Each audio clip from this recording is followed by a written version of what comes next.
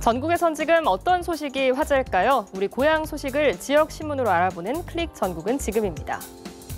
첫 소식 대전일보입니다. 전국의 어느 지자체와 마찬가지로 충청도에서는 한 해에만 100건이 넘는 축제가 열리고 있지만 상당수 재정비가 필요하다고 합니다.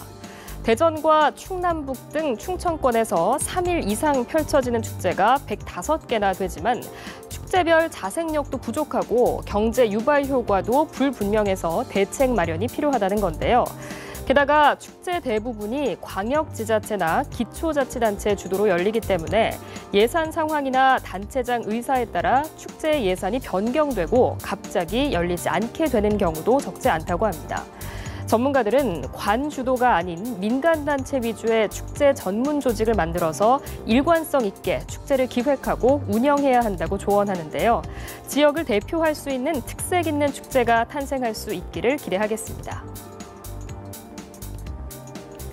다음은 매일신문 소식입니다. 대구에서는 시내 법인 택시 중 30%인 2천여 대가 불법 도급 택시로 추정되고 있어서 대책 마련이 필요하다고 합니다.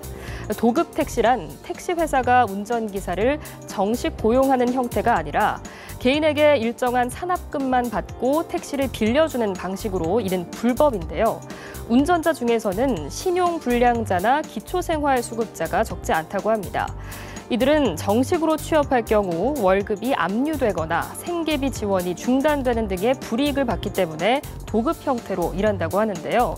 더 큰 문제는 더 많은 손님을 태우기 위해서 난폭, 과속 운전을 일삼기도 한다는 겁니다.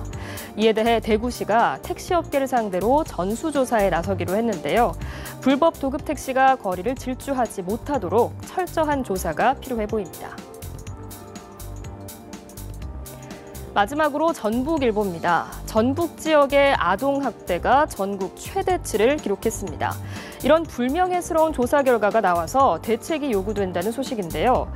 중앙아동보호전문기관이 공개한 자료에 따르면 전북은 10,000명 중에 5명의 아동이 학대를 받고 있다고 합니다. 2위인 경기도의 2배가 넘는 수치인데요. 유독 전북 지역에서 이런 일이 일어나는 이유가 뭘까요? 전북 지역에서 일어난 아동학대 사례 중 88%는 가정 내에서 일어난 것으로 조사됐는데요. 이럴 경우에 이웃과 신고 의무자인 교직원, 보육교사 등이 관심을 가지고 신고하지 않으면 학대 사실을 알 수 없기 때문에 이들의 역할이 매우 중요합니다. 하지만 이들에 의한 신고율은 외국의 절반 수준이라고 하는데요. 전문가들은 신고 의무자들에 대한 보호 조치가 수반돼야 한다고 입을 모으기도 했습니다.